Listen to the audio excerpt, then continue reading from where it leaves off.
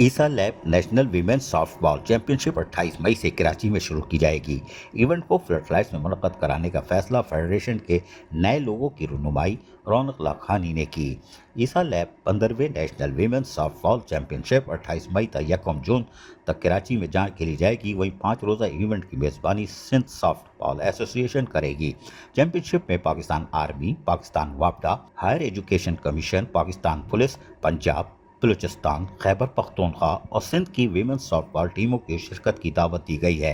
Softball federation of Pakistan के सदर आसिफ अजीम की सदारत में मुनक़्क़दा एग्जीक्यूटिव कमेटी के इजलास में फेडरेशन की पैटर्न रौनक इकबाल लाखानी, सीनियर नायब सदर और ईसा लेबॉर्ट्रीज के CEO डॉक्टर फरहान ईसा अब्दुल्ला, चेयरपर्सन यास्मीन हैदर, नायब सदर तहमीना आसिफ, सैयद वसीम हाशमी, SSA के सेक्रेटरी मोहम्मद जीशान मर्चेंट समेत दीगर मेंबरान ने इजलास में शिरकत की। एग्जीक्यूटिव कमेटी ने कराची के मौसम की सूरत हाल को मद्देनजर रखते हुए इवेंट्स को फ्लड लाइट्स में मुनक़्क़द कराने का फैसला किया। चैंपियनशिप से कबल सॉफ्टबॉल एम्पायरिंग कोर्स कराने और फेडरेशन के नए लोगों की मंजूरी दी गई।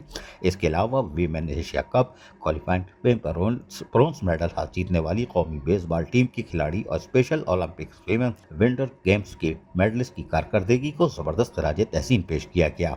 इस मौके पर फेडरेशन की पैटर्न रौनक लाखानी का कहना था कि पाकिस्तान में सॉफ्टबॉल की तरक्की और फ़रोग़ के लिए तसलसल के साथ जारी इक़दामात के बायस आज ये खेल तेज़ी से मकबूलियत की मनाजिल तय कर रहा है।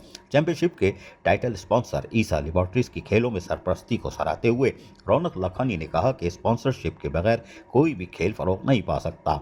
नौजवान खिलाड़ियों को खेल के मौके फराहम करना कौमी खिदमत है। डॉक्टर फरहान ईसा का कहना था कि हमारा इदारा आइंदा भी सॉफ्टबॉल फेडरेशन के साथ अपनी शराकतदारी जारी रखेगा।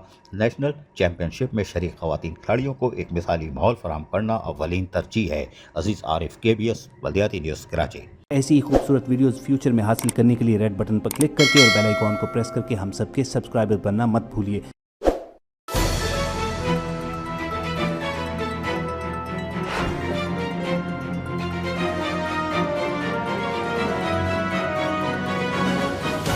KBS बल्दियाती न्यूज़।